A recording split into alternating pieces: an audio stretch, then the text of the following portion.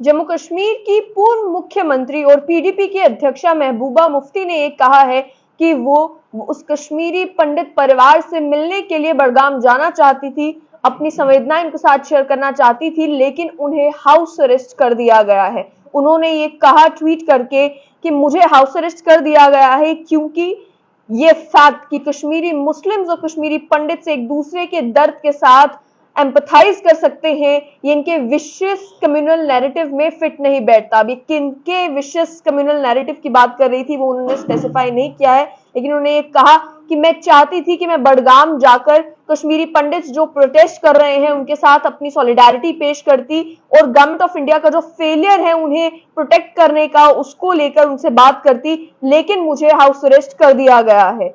इसके अलावा अगर बात की जाए तो कल आप जानते हैं कि बड़गाम में एक अटैक हुआ। अटैक में किस तरीके से एक सरकारी दफ्तर के अंदर आतंकी घुसे और वहां काम कर रहे कश्मीरी पंडित राहुल भट्ट के ऊपर गोलियां चलाई। राहुल भट्ट जो एक रेवेन्यू डिपार्टमेंट के ऑफिशियल थे और प्राइम मिनिस्टर पैकेज के तहत काम कर रहे थे कश्मीर घाटी में, उन्हें चडूरा में तहसीलदार दफ्तर में वो काम, तहसील ऑफिस में वो काम कर रहे थे, वहां पर आतंकी गए और उन्हें टारगेट किया।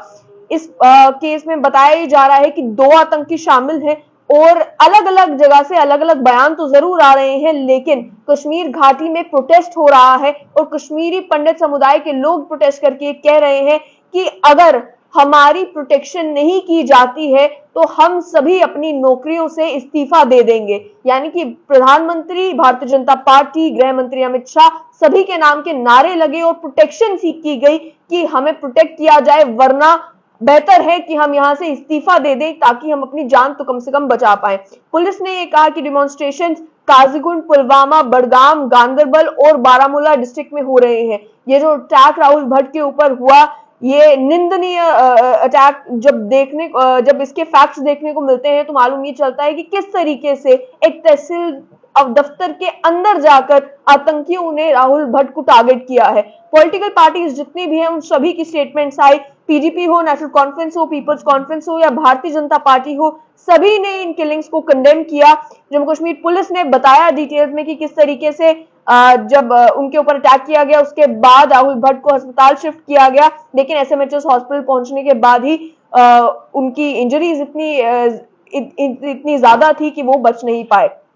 इसके साथ साथ में एरिया को पूरा कॉर्डन ऑफ किया गया और ये भी क्लेम किया जा रहा है कि जो आतंकी हैं उन्हें जल्द ही न्यूट्रलाइज किया जाएगा। लेकिन अगर बात की जाए राहुल भट्ट की, तो राहुल भट्ट के परिवार में उनकी पत्नी और उनकी 6 वर्ष की बच्ची है जो कि उन्हीं के साथ बड़गाम डिस्ट्रिक्ट में शेखपुरा गांव में रह रही थी। जो अकोमोडेशन कश्मीरी पंडित एम्प्लॉइज के लिए क्रिएट किए गए हैं केंद्र की स्कीम के तहत, उन्हीं अकोमोडेशन में राहुल भट्ट भी अपने परिवार के साथ रह रहे थे और 2011 में स्कीम के तहत वो लगे थे। पहली पोस्टिंग उनकी बड़गाम में थी और सूत्रों के मुताबिक बताया यही जा रहा है कि 2 साल पहले वो चडूरा तहसील में उन्हें पोस्ट किया गया था। राहुल भट्ट के जो पिता हैं बिट्टा जी भट्ट, वो भी एक retired assistant police sub inspector हैं। उन्होंने भी ये सवाल खड़ा किया है कि कश्मीरी पंडित किस तरीके से सुरक्षित कश्मीर में खुद को पाएंगे और कैसे जो सरकार क्लेम कर रही है कि कश्मीरी पंडित्स को दोबारा से कश्मीर घाटी ले जाया जाएगा, अगर जो कश्मीरी पंडित्स ऑलरेडी कश्मीर घाटी में काम कर रहे हैं वही सुरक्षित महसूस नहीं करेंगे तो कैसे सरकार कश्मीरी पंडित्स को वापस कश्मीर घाटी में बसाएगी। इससे पहले भी ऐसे इंसिडेंट्स हो चुके हैं जहां पर खासतौर पर कश्मीरी पंडित समुदाय के लोगों को और उसके अलावा अन्य अल्पसंख्यक समुदाय के लोगों को टारगेट किया गया है। अप्रैल 13 को देखा जाए तो आतंकियों ने सतीश कुमार सिंह को टारगेट किया काकरान गांव में, जो कि शोपियान और कुलगाम डिस्ट्रिक्ट की बॉर्डरिंग है।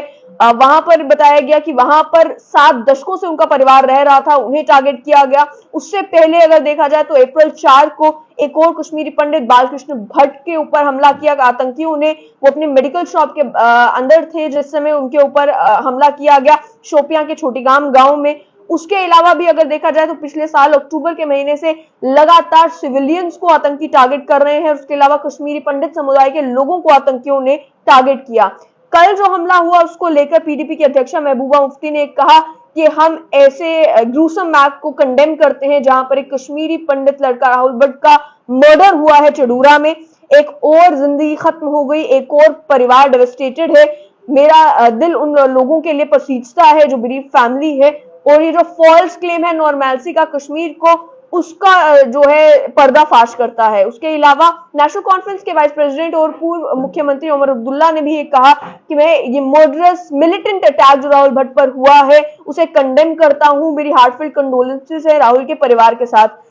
पीपल्स कॉन्फ्रेंस के लीडर सज्जाद लोन ने अटैकर्स को साइकोपैथ्स कहा और ये कहा कि बहुत मुश्किल है ये समझना कि ये साइकोपैथ जो इस तरीके की किलिंग्स कर रहे हैं वो किस तरीके से सोचते हैं, लेकिन एक और ऐसा परिवार ऐड हो गया उस लिस्ट में जो विक्टिम्स है इस वायलेंस के। भारतीय जनता पार्टी के भी अध्यक्ष रविंद्र रैना ने कहा कि जो भी लोग इस अपराध में शामिल थे उन्हें जल्द ही न्यूट्रलाइज किया जाएगा। लेकिन बात फिलहाल ये कि महबूबा मुफ्ती ये क्लेम करती हैं कि वो बड़गाम जाना चाहती थी, कश्मीरी पंडित जो प्रोटेस्ट कर रहे हैं उनके साथ शामिल होना चाहती थी और कश्मीरी पंडित जो बीरेव फैमिली है उनसे मिलना चाहती थी। लेकिन उन्होंने कहा कि मुझे हाउस अरेस्ट कर दिया गया है क्योंकि ये नहीं चाहता कोई कि कश्मीरी मुस्लिम्स और कश्मीरी पंडित जो एक दूसरे के दर्द के साथ एम्पथाइज करते हो वो साथ में आए।